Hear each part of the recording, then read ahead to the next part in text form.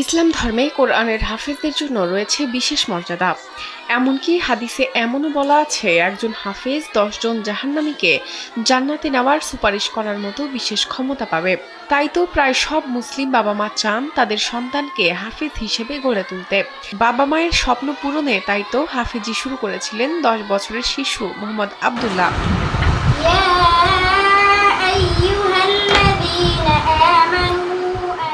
সাধারণত কোরআনের হাফেজ হতে 3 থেকে 4 বছর সময় লাগে, তবে আব্দুল্লাহ মাত্র 7 মাসেই করেছেন নিজের ও বাবা মায়ের স্বপ্ন পূরণ।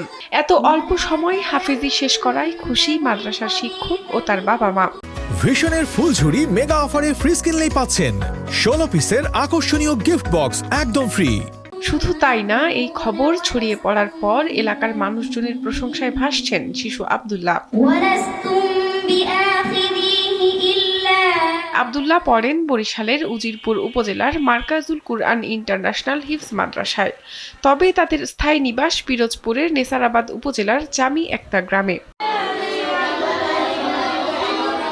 আব্দুল্লাহর শিক্ষকরা জানান, এত অল্প সময়ে কোরআনের হাফেজ হওয়া আল্লাহর মাজিজা ছাড়া কিছুই না।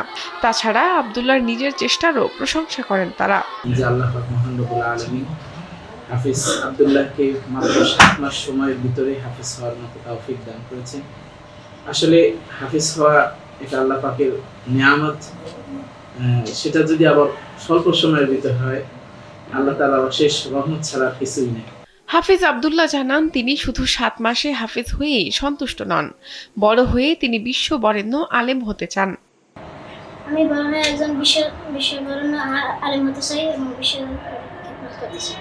মাত্র 7 মাসে কোরআন মুখস্থ করার জন্য মাদ্রাসার পক্ষ থেকে সংবর্ধনা দেওয়া হয় শিশু আব্দুল্লাহকে। তার শিক্ষকরা বলছেন, আব্দুল্লাহর এই কৃতিত্ব শুধু মাদ্রাসারই না, সকল মুসলমানদের জন্য গর্বের। শাহনাজ পারভীন, কালবেলা।